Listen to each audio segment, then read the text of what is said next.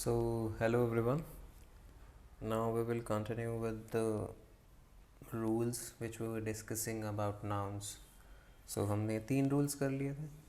अब हम बात करते हैं फोर्थ रूल की. फोर्थ रूल हमें क्या कहता है? तो कुछ नाउन्स हैं ना, जो some nouns that seem singular, वो सिंगुलर लगते हैं हमें जो नाउन है, लेकिन वो क्या होते हैं? But are plural in nature. तो कुछ नाउन हैं जो हमें सिंगुलर लगते हैं, बट वो क्या होते हैं? वो प्लूरल होते हैं. उसके कुछ एग्जाम्पल अगर हम डिस्कस करें तो सबसे कॉमन एग्जाम्पल जो सबको ही पता होगा लगभग, चिल्ड्रन. चिल्ड्रन का चिल्ड्रंस नहीं होता है. Children the word itself is plural. तो उसका कोई ये नहीं है कि इसका कुछ सिंगुलर वर्ड है. ये सिंगुलर दिखता है लगने में, लेकिन है ये क्या? प्लूरल. और एक और एग्जांपल लें, पीपल. ये भी सिंगुलर दिखता होगा, लेकिन है क्या? ये प्लूरल. उसी तरह कैटल. तो ये सारे प्लूरल वर्ड्स हैं. वुमेन, बट ये सिंगुलर लगते हैं लोगों को, लेकिन है ये प्लूरल. और इन्फेंट्री. तो ये सारे वर्ड्स हमारे प्लूरल वर्ड हैं. कैवलरी. कई बार डाउट हो जाता है लोगों को कि एस तो कहीं दिख नहीं ना, ई एस कहीं दिख नहीं रहा, तो प्लूरल कैसे है? तो ये हमें याद रखने होंगे. तो लगभग कम ही वर्ड्स हैं. तो ये वर्ड्स हमें याद रखने हैं कि ये क्या होते हैं? प्लूरल होते हैं. इनकी स्पेलिंग ही ऐसी है कि ये सिंगुलर लगते हैं हमें, लेकिन है क्या? ये प्लूरल हैं ये. तो ये हमारा फोर्थ रूल हुआ. छोटा सा ही रूल है ये. रूल क्या, बस थोड़े बहुत वर्ड्स लिखवा दिए हैं. तो अगर हम और एग्जांपल लें इसका, तो हम ले सकते हैं आर्टिलरी. सो ये हमारा कुछ वर्ड्स हैं, कुछ नाउन हैं जो सिंगुलर लगते हैं पर प्लूरल हैं. अब हम बात करते हैं फिफ्थ रूल की तरफ जाते हैं हम. तो फिफ्थ रूल हमें क्या कहता है कि कुछ जो नाउन है ना, कुछ जो नाउन है, some nouns that have same singular and plural form. तो कुछ नाउन हमारे पास ऐसे होते हैं जिनको सिंगुलर में भी वही स्पेलिंग होती है और प्लूरल में भी वही स्पेलिंग होती है या फिर फॉर्म होती है. अगर हम एग्जाम्पल की बात करें, तो अगर हम एग्जाम्पल लें हेयर. ये हमारा सिंगुलर है अगर हेयर, तो इसका प्लूरल क्या होगा? हेयर का प्लूरल हेयर ही होगा, जो कि सेम है. तो कुछ नाउन ऐसे होते हैं जिनका singular form and plural form क्या होता है? सेम होता है. और एग्जांपल लिख लेते हैं कुछ का. हेयर हो गया. और एग्जांपल अगर हम लें फिश. फिश का फिशेस नहीं होगा, फिश का भी प्लूरल फिश ही होगा. शीप. शीप का कभी देखा है प्लूरल? शीपीज, शीप्स. कुछ नहीं होता. ये शीप का प्लूरल शीप ही रहेगा. उसी तरह डियर, जिनका सिंगुलर और प्लूरल सेम होता है. ये वो वर्ड्स हैं.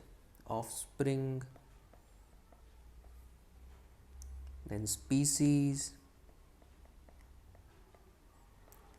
पुअर, रिच, ब्लाइंड,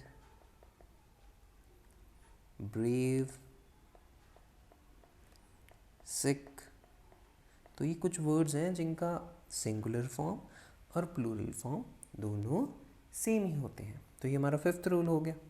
अब हम बात करते हैं आज की सबसे इम्पॉर्टेंट रूल की, जो कि है हमारा सिक्स्थ रूल. वो बहुत ही कम लोगों को पता होता है. मतलब पता होता है एक सबकॉन्शियस माइंड में हमें, लेकिन उसको हम पहचान नहीं पाते हैं. तो उसकी बात करते हैं. तो हमारा सिक्स्थ रूल क्या कहेगा? हमारा सिक्स्थ रूल कहता है, हमारा सिक्स्थ रूल कहता है कि जो कुछ नाउन है ना, some nouns that change their meaning. क्या कर लेते हैं वो? मीनिंग चेंज कर लेते हैं नाउन अपना। कब? व्हेन मेड प्लूरल, जब हम उनको प्लूरल बना दें तो कुछ नाउन अपना मीनिंग ही चेंज कर देते हैं अगर हम उनको सिंगुलर से प्लूरल ले जाएं। तो एग्जाम्पल के थ्रू डिस्कस करते हैं ये सब। तो अगर एग्जाम्पल ले अगर हम तो एक पार्टीशन बना देते हैं ताकि हम सिंगुलर प्लूरल लिख पाएँ। तो यहाँ हमारा सिंगुलर लिखा जाएगा और यहाँ पे हमारा प्लूरल लिखा जाएगा। तो एग्जाम्पल स्टार्ट करते हैं हम। तो फर्स्ट एग्जाम्पल हम लें अगर गुड। गुड का मतलब क्या होता है? गुड का मतलब होता है अच्छा। अच्छा होता है ना गुड का मतलब, मीन्स अच्छा। और अगर हम इसे प्लूरल कर दें तब हमारे पास क्या होगा? तो हमारे पास आ जाएगा गुड्स। और इस गुड्स का मतलब क्या होता है? सामान। तो हमारे जो GOOD गुड है जो सिंगुलर में है उसका मतलब क्या है? अच्छा। और जो हमारा GOODS गुड्स है जो प्लूरल में है उसका क्या होता है? मतलब सामान। तो जब हमने गुड को सिंगुलर से प्लूरल में कन्वर्ट किया तो उसका मीनिंग चेंज हो गया। और एग्जांपल लेते हैं हम बात करते हैं एयर। एयर का मतलब तो सबको पता ही होगा ना। एयर का मतलब होता है हवा, वायु जो हम कहते हैं। अगर हम इसे प्लूरल कर दें एयर को हम कर देते हैं एयर्स। इसका मतलब क्या होता है? एयर्स का मतलब होता है एरोगेंट बिहेवियर। तो सिंपल जो एयर था हमारा उसका मतलब क्या था? हवा, वायु। लेकिन एयर्स का मतलब क्या होगा? AIRS। एयर्स का मतलब हो गया एरोगेंट बिहेवियर। और एग्जांपल लेते हैं हम वुड। वुड का मतलब तो सबको पता ही है, लकड़ी। और फिर जब इसको हम प्लूरल में कन्वर्ट करेंगे तो यहाँ पे आ जाएगा हमारे पास वुड्स। और वुड्स का मतलब क्या होता है? वुड्स का मतलब होता है फॉरेस्ट। तो कैसे? वुड का मतलब था एक लकड़ी और वुड्स का मतलब क्या हो गया? फॉरेस्ट। और एक नेक्स्ट एग्जांपल देखते हैं हम। तो नेक्स्ट एग्जांपल हम बात करते हैं वाटर। वाटर का मतलब क्या होता है? पानी। और फिर वाटर्स का मतलब क्या होगा जब हम उसे प्लूरल बना देंगे? तो वाटर्स का मतलब होगा हमारे पास ओशन।